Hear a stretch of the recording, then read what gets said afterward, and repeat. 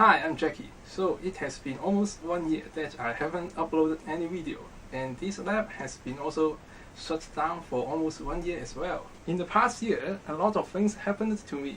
First, I graduated in last summer, and right after I graduated, I went to EPFL in Switzerland for a half-year research internship.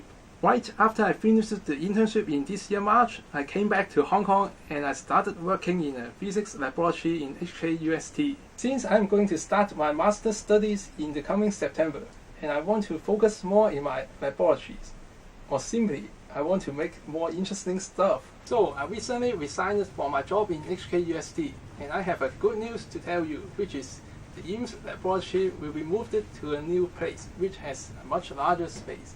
And this will definitely enable me to create much better projects. Before I move the stuff in here to the new place, I want to make a shop tour video. So today I will take you to look around in my shop. Let's get started. So as you can see in here, this is my whole shop. And since I'm living in Hong Kong, so I only have limited space for my shop.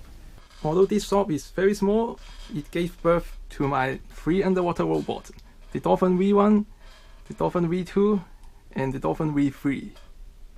Dolphin V1 is my first underwater robot that is completely designed and built by myself. It has 3 thrusters, onboard lithium-ion battery, and light fiber tether for data communications.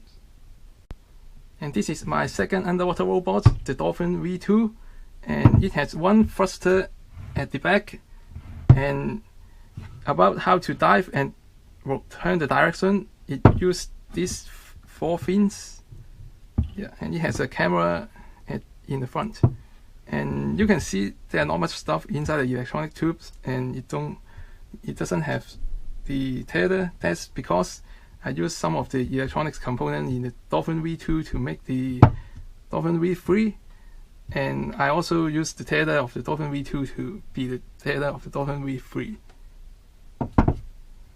So about the Dolphin V3, it has 3 thrusters and 2 horizontal thrusters for providing the forward and backward thrust, and also it let the ROV to change direction, and the central thruster which enables the ROV to dive and float. And it also has a camera in the front and LED lights. And yeah, and I built the Dolphin V3 and Dolphin V2 during the last summer. So now let's get back to the shop tour. So my shop can be separated into 4 areas. Starting from this side, this is my office area. I mainly do my SolidWorks design, video editing, and paperwork in this area.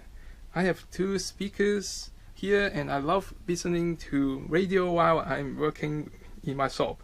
It helps me to focus more on my work. This is my 3D printer. I bought it from Taobao in 2013, mainly for doing my UROP project. And when I first received this 3D printer, it wasn't able to print anything meaningful, even a tiny little cube. And it took me nearly 1 week to learn how to use it and tune it to the best working condition. But once it is well tuned, it works great, and it can print something like this. So this is a thruster cowling for my self-developed underwater thruster. It looks like a jet engine cowling, isn't it? And this 3D printer doesn't come with the heat bed at the beginning, and without the heat bed, it creates a lot of problems. So for example, the plastic, the ABS plastic won't stick very well to the bed. So that's why you can see here I have some plastic film here, so which I used to wrap the whole 3D printer. And then at the beginning, I need to actually blow hot air into the printer to solve that ABS plastic problem. And yeah, and so around 2 years ago, I installed this heat bed to this printer, and I built this crappy heat bed controller by using Arduino. Yeah. but it works fine. Up in here, I have some cats. I love cats and they are cute. And I also have some books here. I usually read them when I feel bored. And one day, my dad gave me these scientist figures. I placed them in here so I can look at them frequently, and they encourage me to work hard and never give up, because every scientist must have experienced thousands and thousands times of failure before he can successfully perform the experiment. And I also have this beautiful swan, and she helps me to study the simple harmonic motion. Yeah, oscillating. And here is my electronics area, and I do all my soldering work here. And I made this little small table when I was in the robotics team. It has a fan for sucking away the toxic solder film, and this is my solder station with a hot air gun and my DC power supply. I also have an oscilloscope that I rarely use. One of my best friends, he passed away a few years ago, and his mom gave this to me. And I think in the future I will try my best to utilize its strength. Here is the mechanical area. I hang all my tools on the wall so that I can get to them as quick as possible. And yes, safety is very important. I do have my face shield, ear protection and face mask hanged here. In the other side of my workshop, this is the wood storage area, and this is my laser cutter.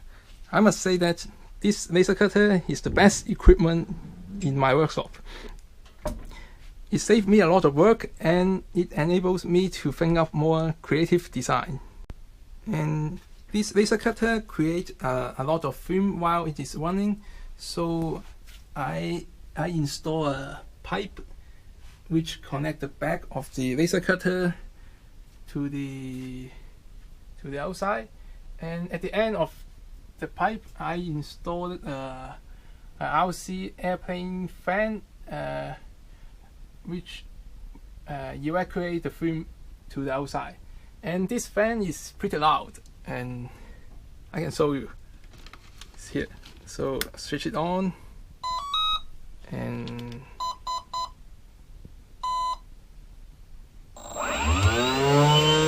yeah, it is quite loud, isn't it?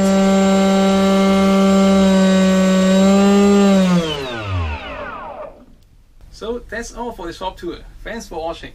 And yeah, I also have a Cantonese version of this shop tour. If you have time and you want to listen to my Cantonese, you can feel free to click this box to watch the Cantonese version. And also in the future, I will try my best to not only film the project in English, but also in Cantonese. Since I'm a Hong Konger, so I think I should also make a video by using my mother tongue. And so once again, thanks for watching. See you later. Bye.